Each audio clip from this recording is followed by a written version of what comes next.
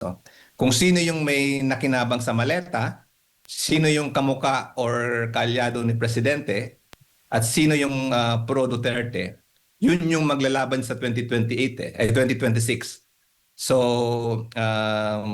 sa tingin ko, no, sa tingin ko, if hindi nila gagalawin yung election, if they will let the people decide in the upcoming Bangsamoro parliamentary elections in September 14, mananalo at mananalo yung grupo at sumusuporta sa mga Duterte. Opo, Ginang Mussolini, assalamualaikum. Si Admar po ito.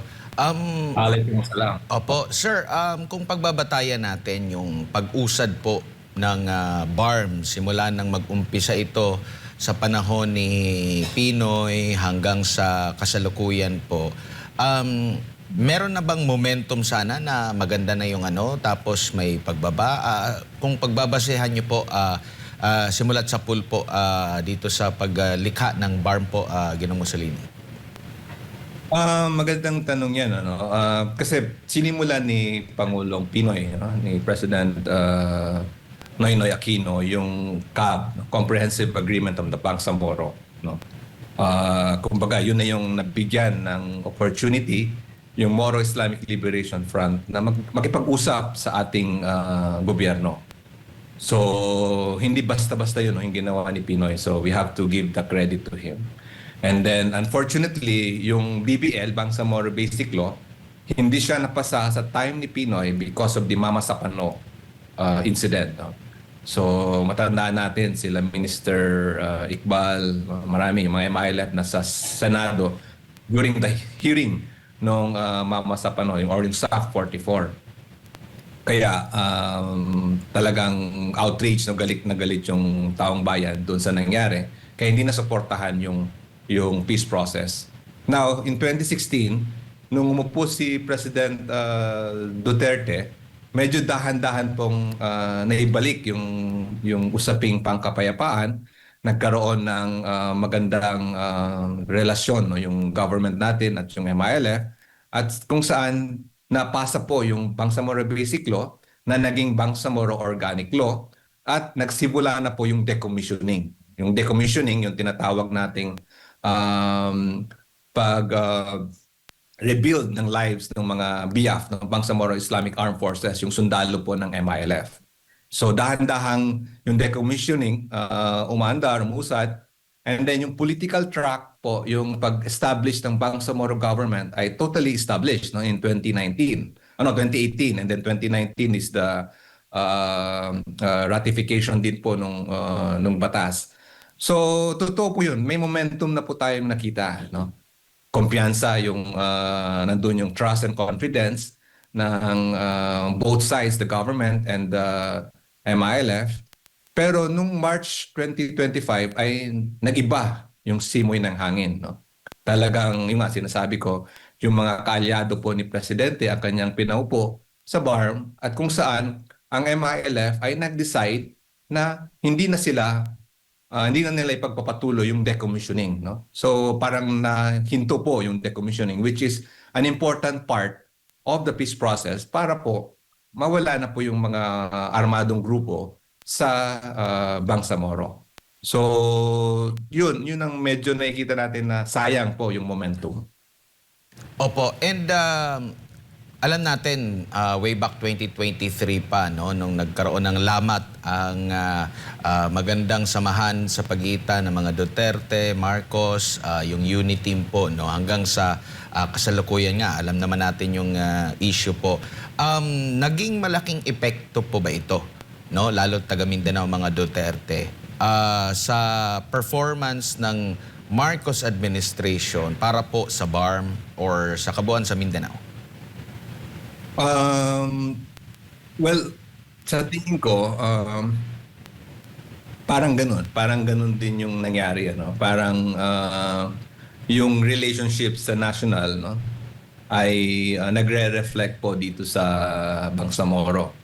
Una-una, yung mga ginagawa pong mga strategy sa national, kapag hindi ka sumasang-ayon sa kanilang mga diskarte sa gobyerno, ay kinakasuhan ka, no? Ginahanapan ka ng problema, tinatanggal ka sa posisyon, no?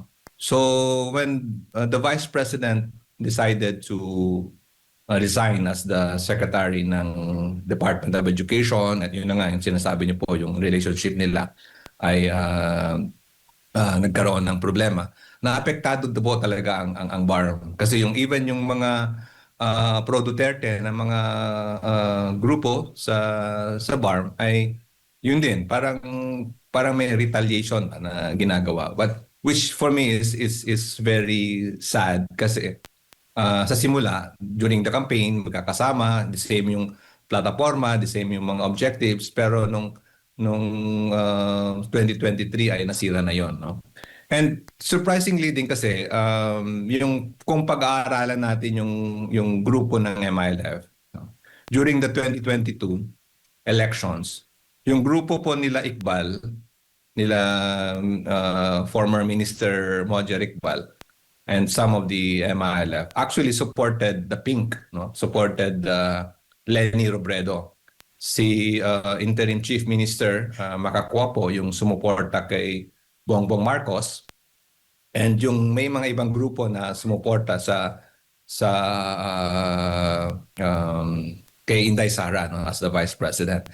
So, yun, kumbaga kung makikita natin, hindi naman supposed to be sila Iqbal, hindi naman sila talagang totally under or supporting Inday Sara, pero bakit sila nadamay, no?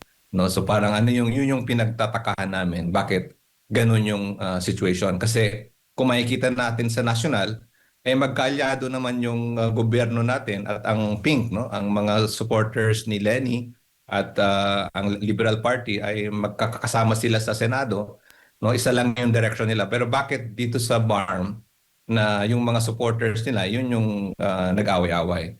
So medyo malalim yung nakikita nating mga rason, no?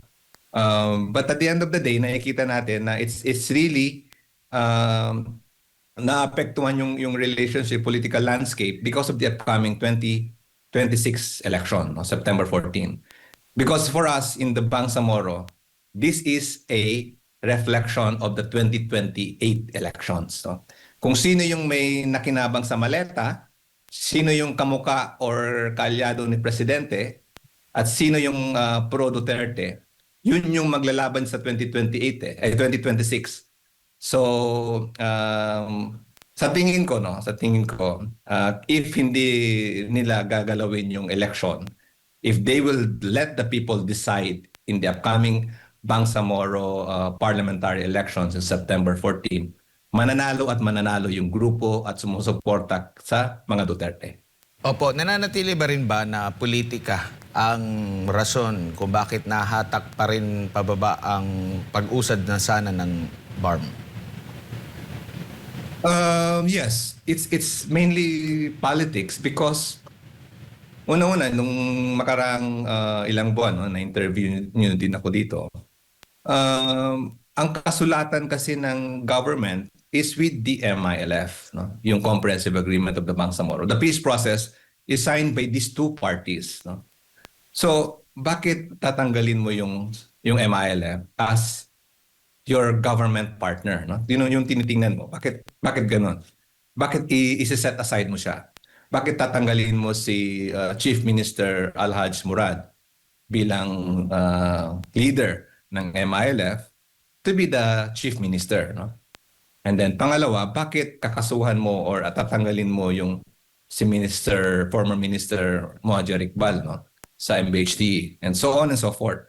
So those are critical points na nakikita natin na these are the people kailangan ng gobyerno para mapirmahan natin ang exit agreement.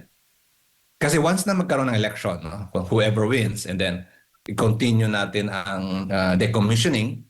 And then, ang pangatlo dyan is kailangan the international communities, no, and all our mga kababayan natin, hinihintay natin yung exit agreement para we can move on, no, para masarado na yung Bangsamoro peace process at magkaroon na tayo ng magandang governance.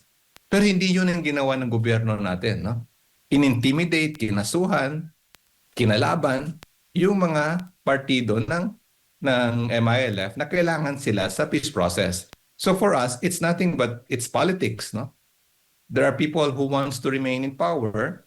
There are people who wants to access the coffers of the regional government, and they want to stay in power. And in fact, they created their own political party, no? So parang, kumbaga, let's just be parang ag plain common sense ba? Ang tingnan natin kung anong nangyari.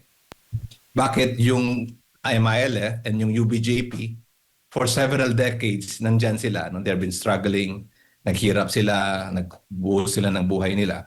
And all of a sudden, within less than a year, meron kang bagong political party na isasalang mo sa election na ano yun, di ba? Walang ibang reason doon kundi politika, di ba? So yes, to answer your question, it's mere politics. Opo, at sa natitira pong 2 taon, nakikita niyo po ba na makakabawi pa, may mabilis na pag-usad sa mga hinaing or para sa kapakanan ng BARM, or tingin mo magiging mabagal pa nga considering papalapit na ang eleksyon? Kita naman natin sa mga score, kung pagbabasehan yung mga nakalipas na mga malalaking survey, napakataas ng grado pa rin ng pangalawang Pangulo, lalo na dyan po sa Mindanao. Baka kasi kung sasabihin natin politika, baka sasabihin nila na ay magiging walang silbi lang siguro itong gagawin ko. Baka hindi pa rin, wala pa rin akong appeal sa taga Mindanao. So anong nakikita niyo po, Ginoong Mussolini? Well, for me, honestly, a portion of me, a part of me, siyempre, isang naniniwala tayo sa aming religion, sa Islam. So somehow, nandun yung hope, no? Nandun yung we pray for what is best, what is good, no? And we pray for the president to do what is right. But yung other side naman natin is parang pinag-aralan natin ng political science, anthropology, and social geopolitical situations. Para nakikita natin mahirap na eh, no? Parang one after the other, nagkakaroon talaga siya ng ang dami niyang pangako, no? And unfortunately wala siyang na-deliver sa mga pangako ni President Bongbong Marcos, ano. And yung mga red flags, ang dami na, no? Lumalabas talaga na kung ano yung makakabuti sa atin, no? Na sa ating bayan. Like for example, we really have to know the situation of the flood control scandal. Pero bakit pinahinto nila, no? And yun, yung bago lang sila nag-usap ni President Trump, and instead of having, siyempre aliado tayo ng United States, pero bakit tinasan pa yung tariff natin, ano? So parang I don't want to sound pessimistic, but